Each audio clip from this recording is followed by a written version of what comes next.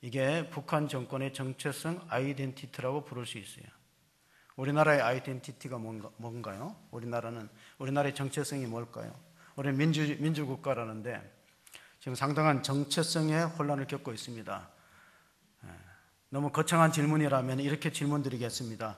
저와 여러분 그리스도인입니다. 그리스도인의 정체성이 뭡니까? 여러분의 정체성이 무엇이라고 생각합니까? 오늘 설교의 주제는 아이덴티티입니다. 우리의 정체성이 뭐냐? 도대체 예수 믿는다는 건 무슨 의미가 있는가 하는 질문입니다. 문학평론가인 이어령 박사의 글에 가위바위보 문명론이라는 글에 보면은 어떤 시골에 수염이 하얗게 산신령처럼 난 할아버지가 있었는데 동네에 꼬마가 물어봤어요. 할아버지 주무실 때 수염을 이불 속에 넣고 주무세요? 꺼내놓고 주무세요? 할아버지가 나 그런 생각 안 하고 살았는데 80평생 먹도록 내가 이불 속에 이걸 넣고 잤는지 꺼내놓고 잤는지 얘야 내가 오늘 밤 자보고 대답해 주마 했어요. 그래서 그날 밤에 가서 이불에다가 수염을 넣으니까 답답해. 꺼내놓으니까 허전해. 그래서 밤새도록 잠을 못 잤어요. 그래서 나도 잘 모르겠다고 우리가 정말 이 정체성이라는 문제는 교육학에서 항상 시험의 주제로 나타납니다. 에릭 에릭슨이라는 사람은 사회심리학자와 정신분석학자입니다. 인간의 성장을 8단계로 나누었어요. 처음 맨 먼저 태어났을 때의 단계를 구강기라 그래요. 구강기는 뭐냐? 아이들이 처음으로는 이 먹는 거, 입으로 모든 걸 느끼기 때문에 어머니가 나한테 울 때 먹을 것 젖을 주고 잘 돌보면 신뢰감이 생기고, 그 어릴 때 부모로부터 돌봄을 잘 못 받는 사람은 세상에 대해서 불신감이 형성될 때가 바로 태어났을 때의 단계, 그걸 구강기라고 불렀어요. 5번째 단계가 정체성의 단계예요. 그건 10대에 해당되는데, 우리로 말하면 뭐 중학생, 고등, 요즘 사춘기 빠르니까 중고 또 대학생 초기까지 해당돼. 이때를 정체성의 위기 시대라고 불러요. 아이덴티티 크라이시스라고 부르는데, 그건 뭐냐면은 부모에 의해서 의존적인 관계에서 이제 자기 스스로 살아가는 인생의 독립적 단계로 바뀌는, 이거를 과도기라고 부르고 또는 정체성 유예기라, 교육학에서 시험 문제에 많이 출제되는 내용이에요. 그럼 왜 이 시기가 중요하냐면, 이 시기에는 기존 체제에 자꾸 거부하고 반항하고 싶어요. 이때를 이유 없는 반항의 시기다. 그러니까 부모님들이 상당히 그 10대의 자녀들, 이 정체성의 단계에 있는 자녀들을 케어하기가 상당히 어려워요. 그래서 이런 말이 있어요. 독일의 시인이었던 게테가 눈물 젖은 빵을 먹지 않고는 인생을 논하지 말라 그랬는데, 스페인에서는 10대의 자녀를 키워보지 않은 사람은 인생을 논하지 말라. 10대의 자녀들 키우는 게 쉽지 않다는 거예요, 스페인에는. 그래서 우리가 잘 아는 것처럼 해밍웨이라는 어네스트 해밍웨이가 쓴 그 소설이 뭐 바다와 노인이라든가 이런 거 있는데, 단편 가운데 세상의 수도라는 단편이 있습니다. 그는 스페인에 사는 마드리드에 사는 어떤 아버지가 10대 자녀와 갈등이 일어나요. 시키는 대로 안 하고 자꾸 불순종하고 그러다가 결국은 아이를 바로잡아 오려고 심하게 야단을 쳤더니 가출을 해버립니다. 가출을 하고 나니까 아버지 마음이 불안한 거예요. 얘가 나가서 더 큰 사고를 치면 어떻게 하겠느냐 하는 걱정 때문에 마드리드 신문사에다 광고를 냈습니다. 그 아들이 이름이 파코인데, 파코야, 지나간 것은 다 용서하며 아버지께로 돌아오라. 너가 이 신문을, 광고를 보거든 내일 신문사 앞에 정오에 나를 만나자. 내가 기다리마. 사랑한다 아들아. 그 광고를 냈어요. 그리고 다음날 마드리드 신문사 앞에 정오에 12시에 나가보니까 파코라는 이름을 가진 자기 아들 나이 또래 10대가 800명이나 모여들었어요. 다 이게 파코야 돌아오라 그러니까 아버지가 자기를 찾는 줄 알고.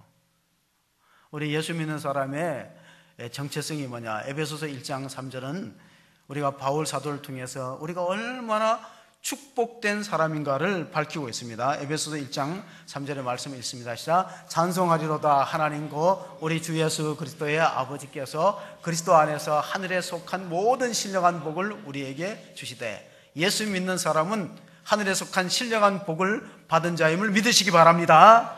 그럼 하늘에 속한 신령한 복이 뭐냐? 대부분의 사람들은 땅의 복을 좋아하죠. 땅에서 장수하고 돈도 많이 벌고 건강하고. 그런데 하나님께서는 하늘에 속한 신령한 복을 이미 우리들에게 약속하셨다는 겁니다. 구체적으로 뭐냐? 그것은 우리가 하나님과의 관계가 회복되는 겁니다.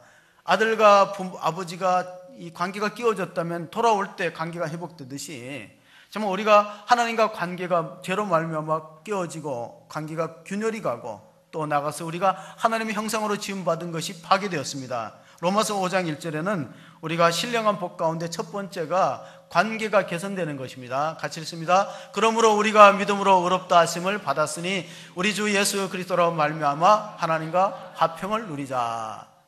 하늘에 속한 신령한 복의 첫 번째는 우리가 믿음으로 의롭다고 인정을 받은 거예요. 그리고 하나님과 자녀 관계가 회복되는 겁니다. 그러기 위해서는 반드시 누군가의 희생을 필요로 합니다. 그게 4장 25절 그 바로 5장 1절 앞절에 4장의 끝에 이렇게 나왔습니다. 예수는 우리가 범죄한 것 때문에 내줌이 되고 또한 우리를 의롭다 하시기 위해서 살아나셨느니라. 자, 우리가 하늘의 신령한 복에 참여하기 위해서는 십자가와 부활에 믿음이 필요하다는 것입니다. 십자가는 나를 위한 것이고 부활은 우리를 의롭다 하시고 영생을 주시기 위한 하나님의 은총이다. 그런 사실을 우리가 알 수 있습니다. 최근에 산불이 많이 일어났어요. 제가 강원도 삼척 도계에서 살았는데 한번 그 고향교회 전화를 해보니까 뒷산에 산불이 번져갖고 엄청난 그 야산을 태웠다. 다행히 민가에는 피해가 없었다는데 최근에 또 수락산에 아파트 근접한 곳에서 산불이 났습니다. 누군가의 방화에 의해서 날 수도 있다는 거예요. 여러분, 여러분의 자녀가 학교에서 친구들과 생활하다가 친구의 노트를 찢었거나 뭐 볼펜을 망가뜨렸다 그러면은 여러분은 이렇게 말합니다. 교육상 그건 너가 잘못했다 그리고 물어주라.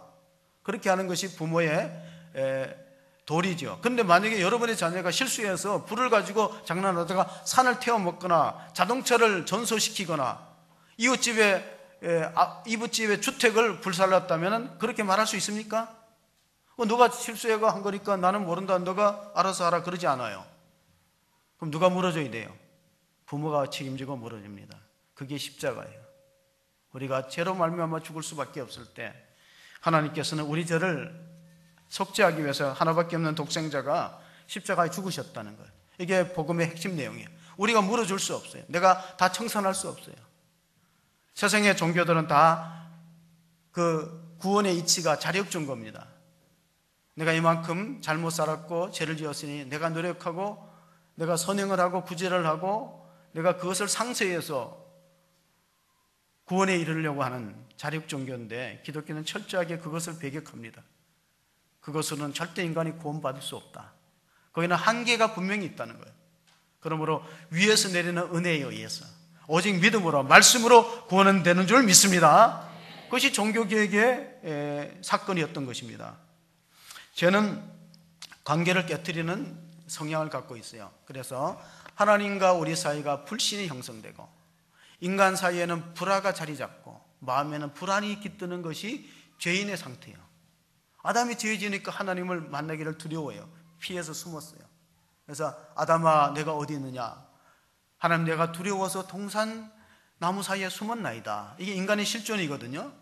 죄는 관계를 깨트리는데 하나님과는 불신의 관계, 이웃과는 자꾸 다투고 가정 불화가 일어나는 불화의 관계, 마음에는 불안이 자리 잡고 있어요. 기침만 해도 이게 또 혹시 암이 아닌가 불안한 생각이 들 만큼 우리는 그런 연약한 존재입니다.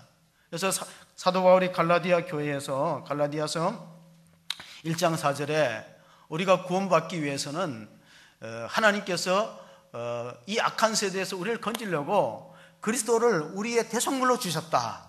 자기 몸을 들여서 우리의 죄값을 청산하셨다는 뜻입니다. 그리고 이 은혜를 우리가 누리기 위해서는 하나님이 우리가 태어나기도 전에 그리스도 안에서 우리를 예정하시고 어머니 모태에서부터 우리를 부르셨다는 말씀이 15절에 있습니다. 같이 봅니다. 그러나 내 어머니의 태로부터 나를 택정하시고 그의 은혜로 나를 부르시니가. 하나님이 나를 불렀는데 예정은 이미 어머니 뱃속에서 예정했지만은 부르시는 순간은 사람마다 다 차이가 있어요. 그러니까 모태신앙이 있고 사도 바울 같은 경우에도 적어도 나이가 30이 넘어서 하나님 부르셨죠. 처음부터 그가 부른 건 아니에요. 예정은 미리 했지만은.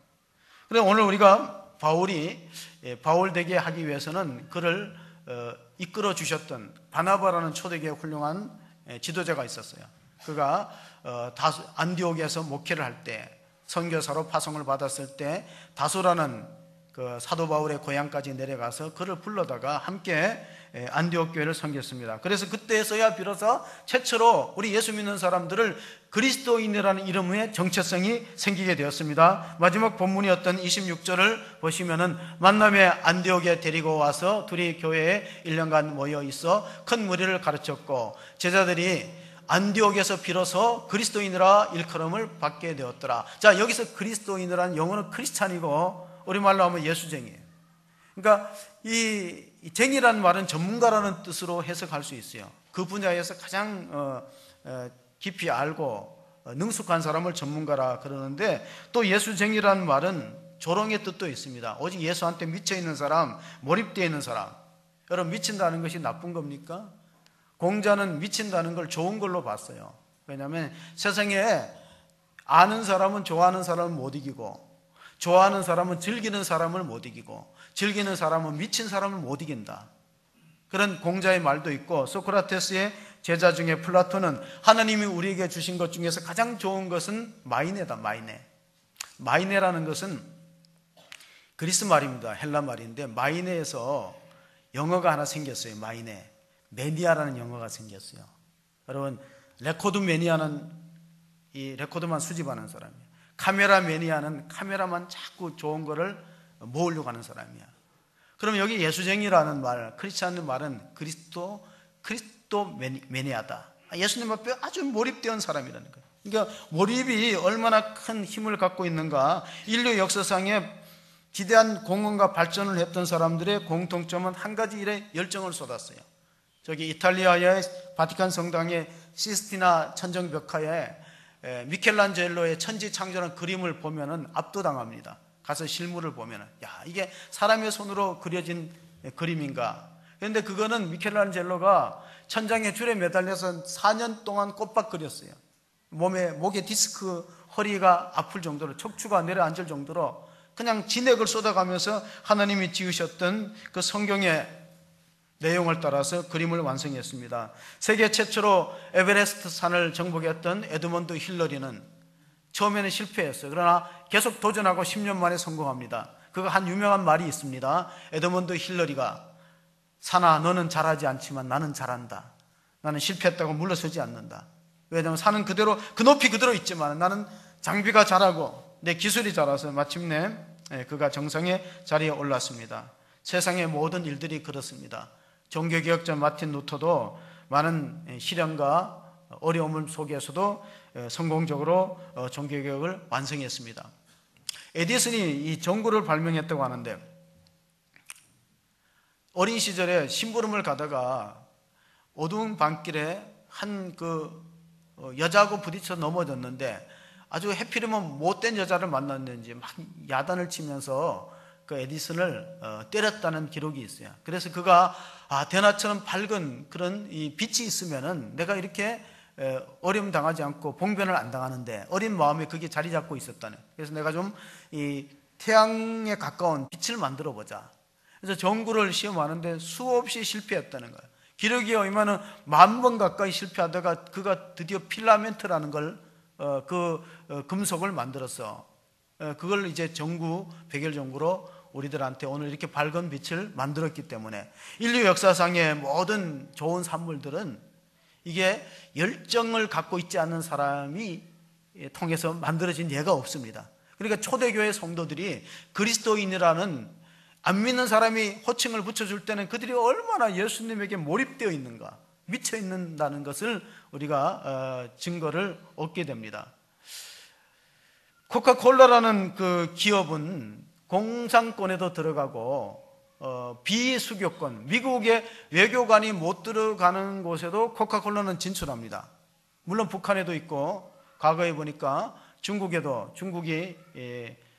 한 30년 전에도 코카콜라가 있는 걸 보았습니다. 왜? 무엇 때문에 그렇습니까?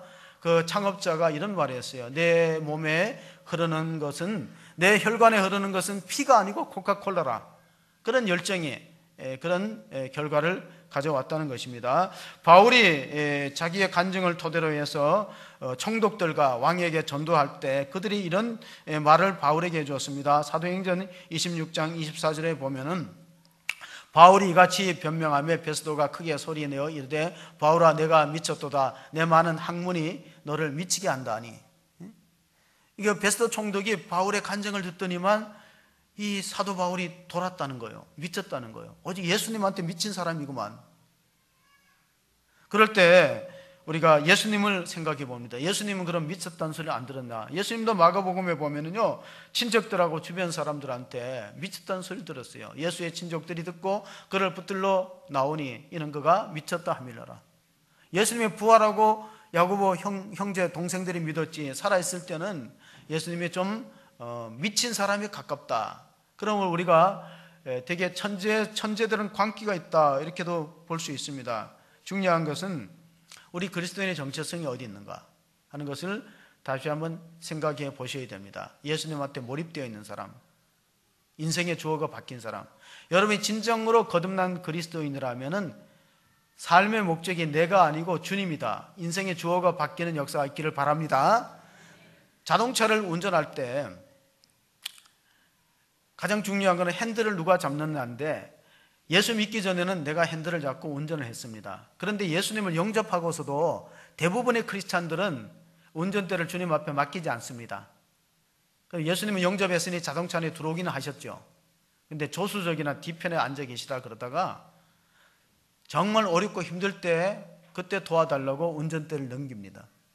좋을 때는 절대 넘기지 않아요. 우리 삶에 왜 이렇게 어려움이 있을까? 내 사업적으로 건강적으로 어려움이 있을까? 한번 진지하게 생각해 보세요. 내가 건강하고 잘 될 때 인생의 운전대를 주님 앞에 맡긴 적이 있는가? 내가 다 운전했어요. 내가 계획 세우고 내 힘과 내 능력과 내 경험과 내 철학에 따라 움직였어요. 주님은 조수석에 모셔들어 예수님 영접했기 때문에 구원받았어요. 조수석에 있거나 뒷자리에 앉아요. 그럼 인생의 위기와 어려움이 닥치고 갈 바를 알지 못할 때 우리 주님 앞에 다시 핸들을 넘겨드리셔야 됩니다. 그때라도. 그런 상태를 우리가 고린도서 3장에 보면 육신적 그리스도인이라고 불러요. 육신적 그리스도인. 자, 이제 예수 믿는 사람의 정체성이 뭐냐? 첫 번째는 예수를 위해서 고난을 당하는 사람이에요. 우리가 한번 19절, 본문의 19절을 읽어보겠습니다. 환난을 당하는 사람이 그리스도인이다. 시작. 그때 스데반의 일로 일어난 환난으로 말미암아 흩어진 자들이 베니게와 고브라와 안디옥까지 이르러 유대인에게만 말씀을 전하는데, 자, 이들이 바나바가 순교하고 예루살렘 교회 공동체 핍박이 있으니 흩어졌어요. 흩어져서 주님으로 인하여 고난당하고 고생하는 사람, 그게 그리스도인의 정체성이에요. 나는 예수를 믿었는데 예수로 인해서 조금도 손해를 안 보고 고난도 안 당하고 핍박도 안 받았다. 그러면 우리 정체성이 지금 확실하지 않다는 것입니다. 요즘에는 결혼을 잘 안 하는데 남자는 못하고 여자는 안 한다고 그런 얘기 있어요. 한 남자가 자기가 마음에 두고 있는 여자에게 프로포즈를 했더니만 이렇게 거절당했어요. 정말로 나를 사랑한다면 증거를 보이십시오. 100일 동안 내가 살고 있는 창문 밖에서 꽃을 한 송이 들고 있으시오. 그럼 내가 당신의 사랑을 믿겠소 하고 여자가 대답했어요. 이 남자가 그 여자의 사랑을 얻기 위해서 매일 밤마다 이 창문에서 꽃을 한 송이 들고 지키고 있는 거예요. 하루 이틀이 가서 이제 99일째는 그날 폭풍우가 내리고 비가 왔어요. 창문을 열고 보니까 남자가 여전히 자기의 창가를 지켜주고 밤이 새도록 지켜주고 있는 거야.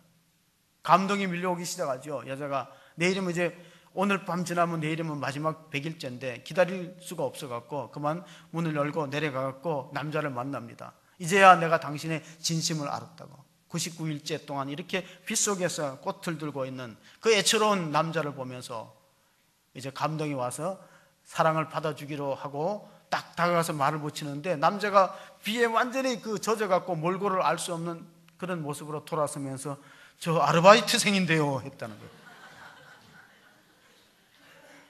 아이고, 다음 날은 내가 갈라 그랬거든.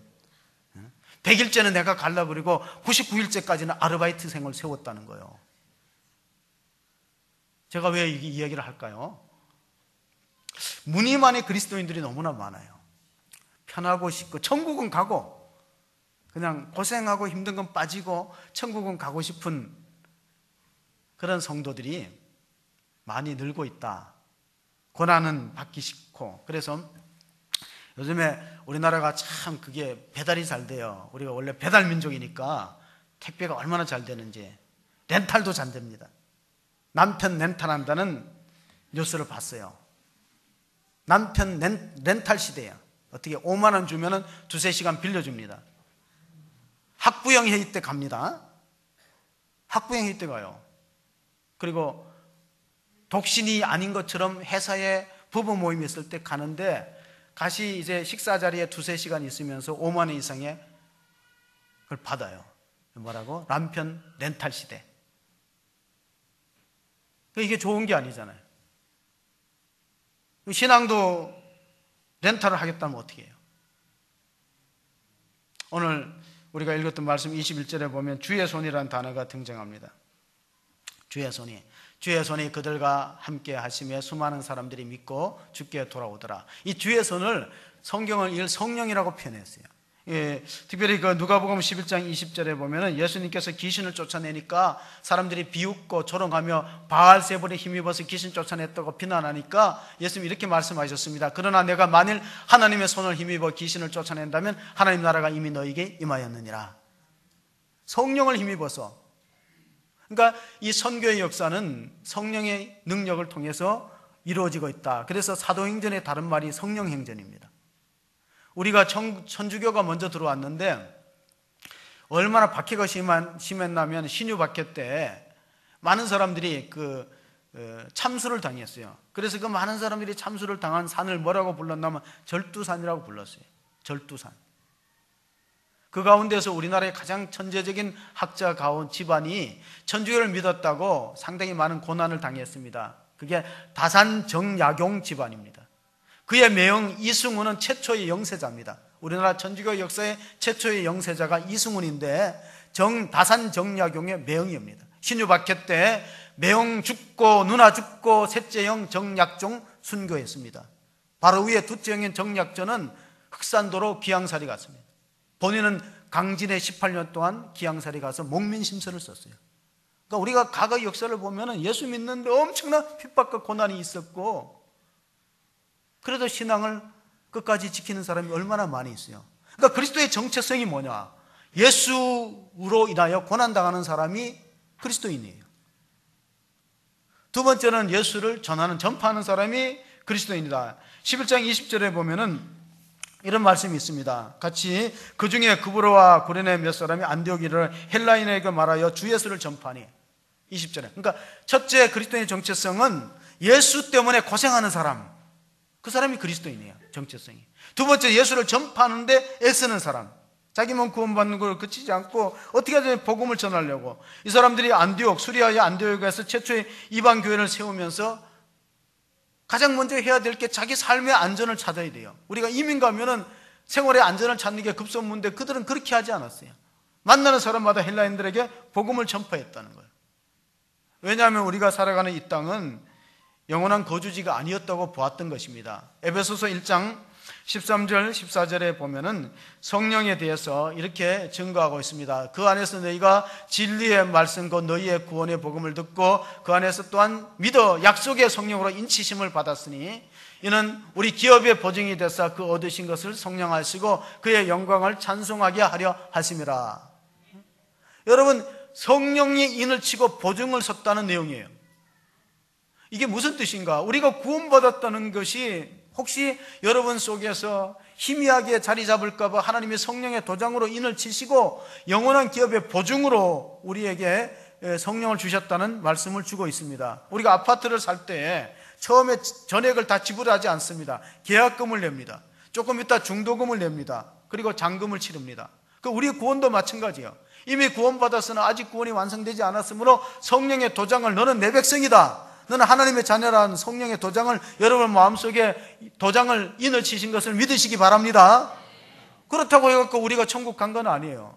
그렇다고 해서 그 아파트가 내 거 아닙니다. 계약금 냈다고 내 겁니까? 이걸 잘 기억해 보세요. 우리가 자꾸 구원의 문제에 흔들리는 것은, 어떤 사람은 구원의 확신이 있고 어떤 사람은 오래 믿어도 구원 확신이 없습니다. 왜냐하면 계약금만 냈거든. 계약금, 아파트 계약금을 냈어요. 이제 중도금하고 잔금을 내셔야 돼요. 근데 성령으로 보증을 섰다는 게 뭐예요? 이 보증이란 말이 헬라어로 아라본인데 희망이 있다는 거예요. 우리가 아파트를 계약하고 오면은 아직도 계약금은 10분의 1밖에 안 냈지만은 저 방은 누가 쓸 것이며 저 안방은 어떻게 꾸밀 것인가, 그런 기대감과 희망이 있지 않습니까? 예수 믿는 사람에게 그게 있어야, 그게 바로 그리스도인의 정체성이에요. 이 땅에는 힘들고 어렵게 고난 가운데 살아가더라도 장차 우리가 영원한 천국이 예비되어 있고 거기서 우리가 하나님 나라에서 영원한 번영에서 살 것이라는 기대감이 있는 사람이 그리스도인이라는 거예요. 내가 계약금은 냈지만은 앞으로 더 많은 것을 내셔야 돼요. 그런데 가끔 가다 보면은 그걸 포기하고 파는 사람이 있어요. 그게 에서의 길입니다. 에서의. 직분도 팔았어요. 교회 직분이 중요해. 에서가 자기 장자권을 팔아버렸어요. 아파트를 계약했는데 팔아버렸어요. 힘들고 어렵다고. 신앙생활이 힘들고 어려우니까 너가 구원받으라고 팔아버린 사람들이 주변에 있습니다. 나중에 땅을 치며 후회할 것입니다. 골로새서 1장 24절에 우리가 어떻게 신앙생활을 해야 됩니까? 같이 읽어보겠습니다. 나는 이제 너희를 위하여 받는 괴로움을 기뻐하고 그리스도의 남은 고난을 그의 몸된 교회를 위하여 내 육체에 채우노라. 바울은 복음을 전하기 위해서 자기가 당하는 모든 고난을 하늘의 상급으로 여겼어요. 그리스도를 전파하기 위해서. 디모데에게, 믿음의 아들 디모데에게 주시는 말씀이 있었습니다. 디모데후서 4장 1절에 보면 이런 말씀이 있습니다. 하나님 앞과 살아있는 자와 죽은 자를 심판하실 그리스도 예수 앞에서 그의 나타나실 것과 그의 나라를 두고 엄히 명하노니 너는 때를 얻든지 못 얻든지 복음을 전하라. 그러므로 이 전도는 은사가 아니고 하나님의 어명인 걸 믿으시기 바랍니다. 지상명령이에요. 그런데 전도는 하면은 상이 있는데 전도를 안 하면은 화가 있을 것이다. 고린도전서 9장 16절에 그런 말씀을 해주고 있습니다. 왜냐하면은 내가 정말 누군가의 도움을 받아서 생명을 얻고 구원을 얻었다면은 나도 그런 역할을 해야죠. 우리가 베너라는 영화를 보면은 앞부분에는 이 베너가 자기가 포로로 억울하게 붙들려 갈 때 나사렛 동네를 지나갈 때 예수님이 이 베너에게 물을 한 잔 줍니다. 입이 타들어가고 노예들은 신발을 신지 않아요. 맨발로 끌려갑니다. 지금 제수들의 노를 젓는 그 배에 태워 가서 혹사하기 위해서 끌고 가는 장면이에요. 그런데 나사렛 동네를 지날 때 물을 한 잔 주었던 그 예수님을 이 베너가 올려다보는데 마지막에 예수님이 골고다 언덕에 올라갈 때, 영화 끝에 가면 골고다 언덕에 올라갈 때 이 베너가 그때 그분을 기억하고 물을 떠다가 주니까 로마 병정이 채찍으로 쳐갖고 그 물을 마시지 못하는 장면이 나옵니다. 그렇습니다. 전도는 말을 잘해서 되는 게 아니고 어떤 전도의 노하우가 있는 게 아니고 영혼을 사랑하는 마음이 있는 사람이 전도합니다. 그러니까 전도를 안 하는 사람은 두 가지요. 자기가 구원받고 천국 갔다는 확신이 없는 사람 전도 못합니다. 두 번째로 사랑이 없는 사람 못해요. 내 형제든 이웃 사람이든 내가 알 바 없다. 내가 이렇게 힘들게 시간 들여갖고 다가가서 모욕당하고 거절당하면서 왜 해야 되느냐 하는 사랑이 없으면 못해요. 잘 생각해 보십시오. 교회가 왜 있어야 되고 교회의 정체성이 뭐냐? 교회의 정체성은 모든 신학자가 공통적으로 얘기하는 게 교회는 유람선이 아니고 구조선이라는 거예요. 그러니까 앞으로 유람선 교회는 다 문을 닫게 돼 있어요. 교제하고 우리끼리 교제하고 우리끼리 하고 이런 건 다 문 닫게 돼 있어요. 죄악의 바다에서 빠져서 허덕이는 생명을 건지기 위해서 모든 시간과 예산과 모든 프로그램이 다 전도에 집중되어 있는 교회만 살아남고 나머지는 하나님이 다 정리하셔요. 있어야 될 이유가 없는 거예요. 세상에도 교제 많이 합니다. 향후회가 있고 동창이 있고 다 있어요. 얼마나 많은 교제들이 있고 취미 클럽이 있어요. 거기 가서 교제하고 거기 가서 재밌는 프로그램 하면 돼요. 굳이 교회에서 이렇게 해야 될 이유가 없는 거예요. 교회는 첫째 목적이 뭐냐? 영혼 구원이다. 복음 전파다. 가까운 사람부터 하세요. 먼데 거창하게 그렇게 하지 말고 내 주변 사람들부터, 내 가족들부터, 내 친척들부터, 이웃들부터 내가 사랑이 전달될 수 있는 사람이 어떤 사람인가. 마지막으로 우리가 예수 믿는 사람의 정체성은 그리스도에서 고난받는 사람, 그리스도를 전파하기 위해 힘쓰는 사람, 그리스도를 닮은 사람입니다. 23절, 24절 끝으로 한번 읽어보겠습니다. 사도행전 11장 23절, 24절을 한번 읽어봅니다. 같이 읽습니다.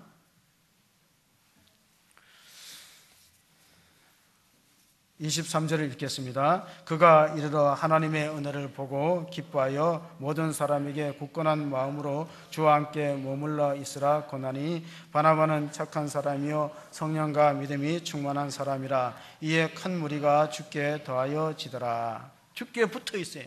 여러분, 포도나무 비유해 보면은 예수님 포도나무에 우리가 가지니까 붙어 있지 않으면 열매를 맺지 못해요. 붙어 있어야 돼요. 근데 항상 시험은 언제 오냐면 떨어져 있을 때 와요. 베드로가 언제 예수님을 부인했냐면 예수님이 신문 당할 때 멀찍이 떨어져서 봤어요.